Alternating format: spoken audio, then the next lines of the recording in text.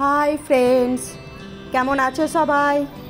The cooking window চ্যানেলে তোমাদের স্বাগত জানাই। আজ আমি খুব হেলদি আর টেস্টি ওটসের রেসিপি নিয়ে চলে এসেছি। চলো দেখে নিই কী করে বানাবো এটা। প্রথমে আমি 1 কাপ ওটস নিয়েছি, নিয়ে তারপর এটা আমি মিক্সিতে একটু পাউডার করে নেব।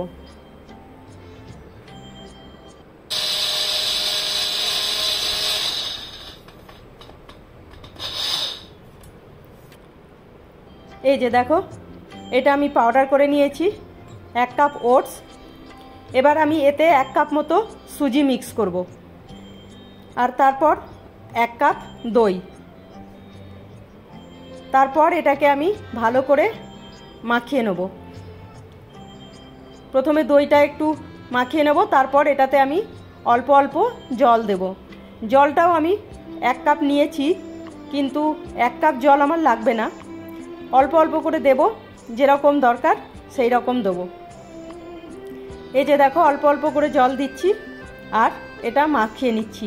সুন্দর করে মাখাতে হবে যেন ভেতরে কোনো লাম্পস না থাকে। এই যে জলটা দেখো, মোটামুটি আমার 1.25 কাপ মতো জল লেগেছে।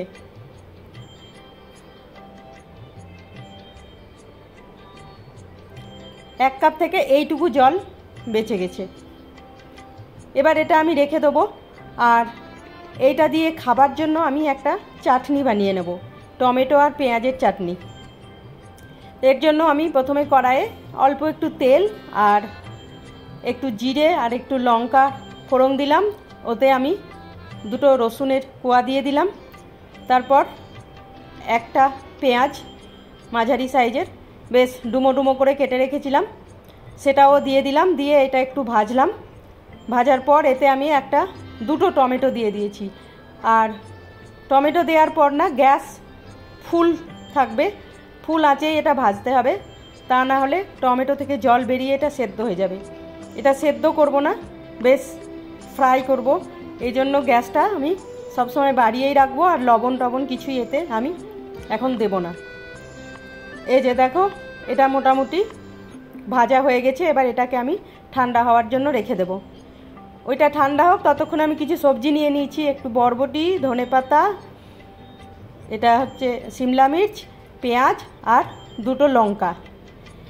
তোমাদের কাছে যদি আরও অন্য সবজি থাকে তো তোমরা আরও সবজি নিতে পারো, বিট, গাজর বা বাঁধাকপি, যে সবজি আছে সেই সবজিও তোমরা ইউজ করতে পারো। আমার কাছে আপাতত এই সবজি কটাই ছিল, পেঁয়াজ, লঙ্কা আর এইগুলো, তাই আমি এই সবজিগুলোই নিয়েছি। তারপর এগুলো আমি খুব ছোট ছোট করে কুচিয়ে নেব।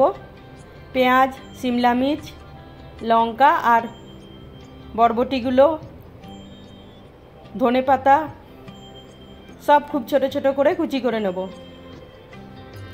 বন্ধুরা, তোমরা যারা রোজ আমার ভিডিও দেখো, লাইক করো, কমেন্ট করো, তাদেরকে অসংখ্য ধন্যবাদ। এইগুলো সব কাটা হয়ে গেছে। ওইগুলো কাটতে কাটতে আমার এই যে চাটনির জন্য টমেটোটা আর পেঁয়াজটা ভেজে রেখেছিলাম, সেটাও ঠান্ডা হয়ে গেছে। এটাকে আমি এবার একটা মিক্সি জারে ঢেলে এটাকে আর অল্প একটুখানি জল দিয়ে এটাকেও আমি পিষে নেব।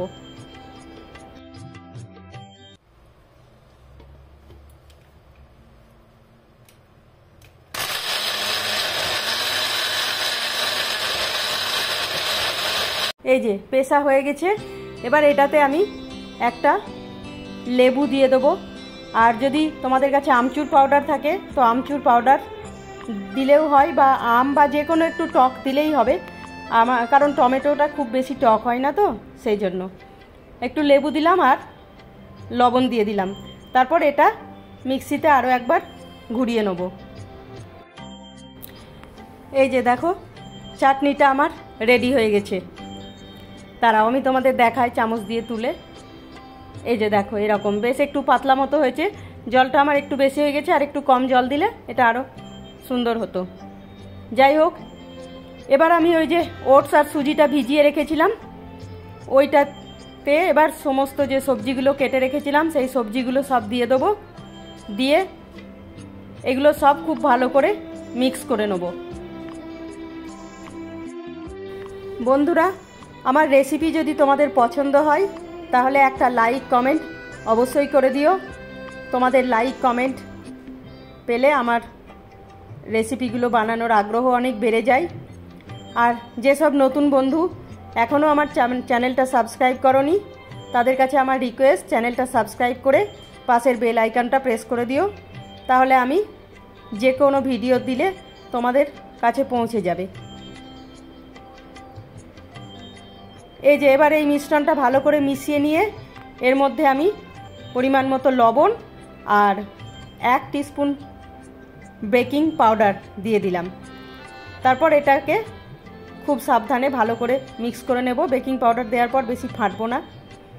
এবার গ্যাস ধরিয়ে আমি গ্যাসে একটা আপে প্যান বসিয়ে দিব, দিয়ে তার প্রত্যেকটা খোপে অল্প অল্প করে তেল দিয়ে দেব। এটা না খুব অল্প তেলেই হয়ে যায়। দেখো মোটামুটি 1 চামচ মতো তেল দিয়েছি আমি সবটাতে। তারপর এবার মিশ্রণটা 1 চামচ করে প্রত্যেকটা খোপে আমি দিয়ে দেব। তোমাদের কাছে যদি আপে প্যান না থাকে তাহলে তোমরা এমনি রুটি করা তাওয়াতেও এটা করতে পারো। সেক্ষেত্রে তোমরা ওটা ছোট ছোট প্যানকেকের মতো দিয়ে তারপর ওটা উল্টে পাল্টে ভেজে নিলেও ওটা খেতে ভালো লাগে। এটা দেখেছো কেমন সুন্দর ফুলেছে, একদম ফুলে ডবল হয়ে গেছে। এবার আমি চামচ দিয়ে এগুলোকে একবার করে উল্টে দেব। আর গ্যাসটা আমার সিমেই আছে আর সিমেই থাকবে। পুরো উল্টে দিয়ে আবার এটাকে 5 মিনিটের জন্য আমি ঢেকে দেব। দেখেছো প্রত্যেকটা কীরকম ফুলেছে, আর এরকম ফুললে তবেই এটা খুব সফট হবে খেতে। ব্যাস 5 মিনিট পরে দেখো এগুলো আমার সুন্দর হয়ে গেছে। এবার আমি এগুলো একটা একটা করে নামিয়ে নেব। আর এটা গরম গরম খেলেই বেশি ভালো লাগে খেতে। এবার এখন চাটনির সঙ্গে সার্ভ করব। বন্ধুরা, আমার ভিডিওটা কেমন লেগেছে কমেন্টে অবশ্যই জানিও। আর তোমরা সবাই ভালো থেকো। কাল আবার দেখা হবে নতুন একটা রেসিপি নিয়ে। ততক্ষণের জন্য বাই।